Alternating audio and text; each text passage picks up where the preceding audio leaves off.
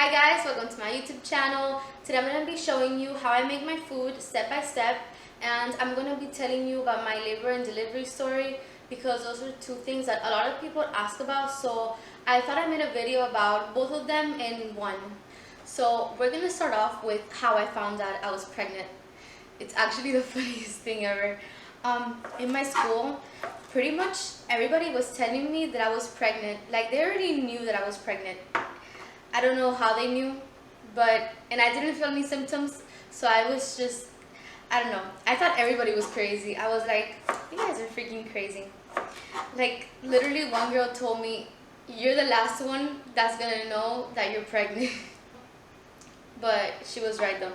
The day after that, literally the day after she told me that I'm gonna be the last one to find out that I was pregnant, I went to CVS in the morning to get a pregnancy test because I was actually also late on my period. Give me a second. So I was late on my period. So I went to CVS, I got a pregnancy test, and yeah, came out positive. By the way, one of the ingredients that I cut up already is asparagus. A lot of people were asking me for my recipes and all that on how I make my food. So I'm just showing you guys everything that I put inside, how I make it. I pretty much just cut the vegetables really small because I'm not like the biggest fan of vegetables, so I don't like to taste it so much. But anyway, moving on to my labor and delivery story. My baby was a week overdue, so I got induced at 41 weeks. He came out at 41 weeks. I came into the hospital with 2 centimeters dilated already, but they put some medicine to make me, to try to make me dilate faster, but I did not want to dilate. So now I have broccoli and asparagus. Guys, I kid you not, I eat the same vegetables every day. I don't change it up. I don't know. I don't think I like any other vegetables besides these. I mean, I'm honestly not a big fan of these either, but these are the ones that I could eat. Now I'm just cutting up some broccoli. I don't add that much broccoli because I hate broccoli. Literally, I can't stand broccoli. But I still try to eat it. I barely taste it though. Then they put the epidural. They put the epidural like at 7 p.m. I got there at 9, got into labor at 9 a.m. Got the epidural at 7 p.m. Yeah. And man, the contractions were hurting so bad. I'm such a coward for all these stuff, but it is what it is. I'm cutting up some cherry tomatoes as if they're not small enough already. Whatever. I honestly like pre-cutting everything. So anyway, I got some asparagus, broccoli, cherry tomatoes, and now I'm going to be cutting up some Brussels sprouts.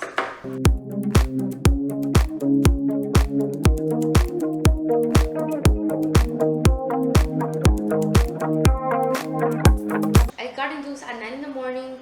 I started getting contractions like, I would say 1 hour after, but they were like really light.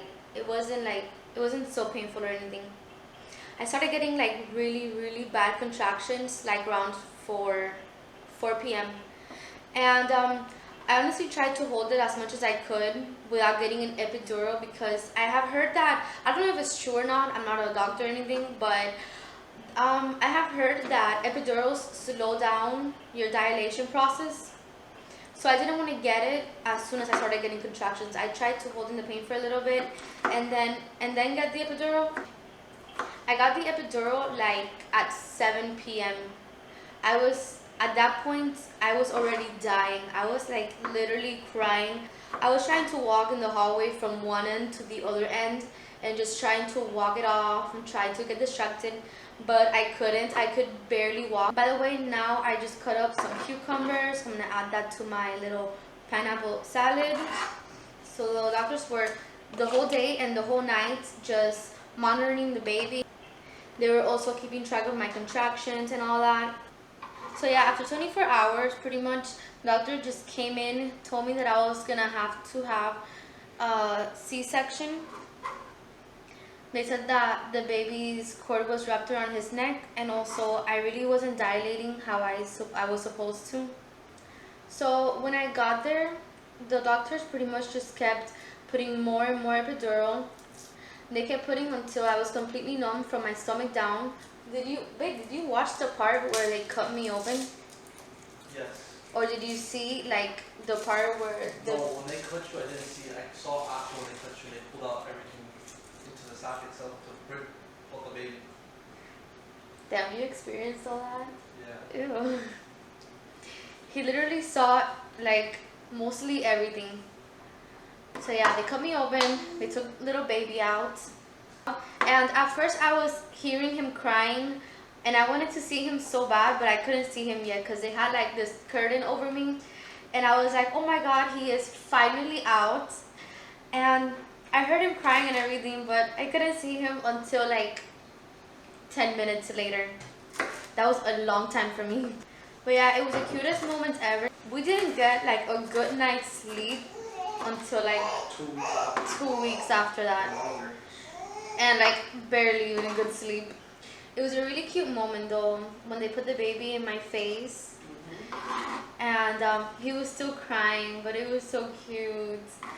They brought the baby to me, they put him on my face. I gave him a little kiss and everything. He was going.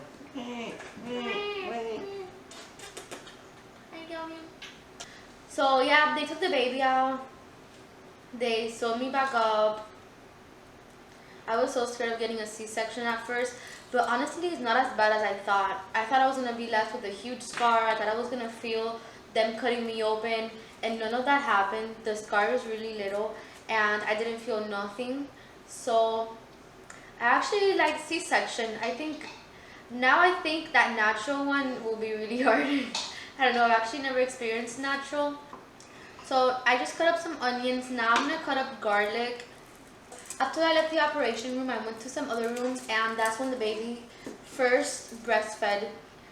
They put him on my boobie, and he was just looking at me, and he was calm after that, thank God. The first time I breastfed him, it didn't hurt at all, but after that, it got so painful that my boobs literally started bleeding, and there would be blood in the baby's mouth. That was really bad. It actually hurt for like 2 weeks after I started breastfeeding, when he was like 2 weeks old. And after that, I guess my nipples got used to it or something, but at first, oh my gosh, I would literally cry when I would have to breastfeed him. So now I'm just going to carve out my pineapple to make it into like a little bowl. The food looks a little bit cuter, and we also use the pineapple that we get from the inside to like eat later on. Sometimes I also make pineapple juice from the pineapple that I take out. So I just put the meat to cook. Today I'm going to be eating filet mignon with garlic and onion. And I forgot to record myself cutting up the other plant that's in it, the green thing that you see. But it looks like this. This actually tastes really good, and it gives the meat a really good flavor. You guys should try it. That's what I'm cooking with right now. So on my vegetables, I just add vinegar, oil, and give me a second. I add just a little bit of vinegar. I don't want to taste it too much. And I also add this. This is so good. It's salt with seasoning. I add this to the vegetables and the meat. Tastes really good, by the way. First I cook it separately, but then I mix the vegetables and the meat together, so it looks like a little salad.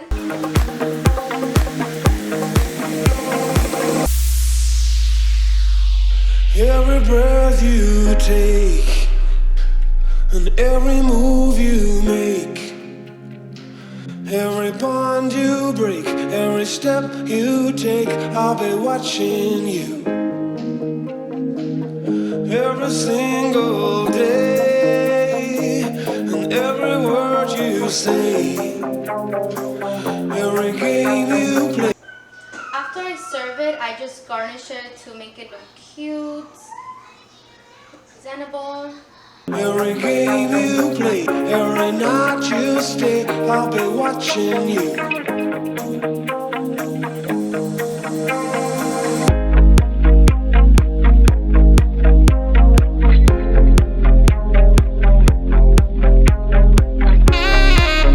So yeah, I just garnish it. I put cucumber, put lemon here, and then I put mandarin on the side to make it look cute. And you can also eat it. And last, I get a little bit of the pineapple that I took from the inside, and I just put it on top. This really makes it look like a little bit more colorful, makes it pop out a little bit more.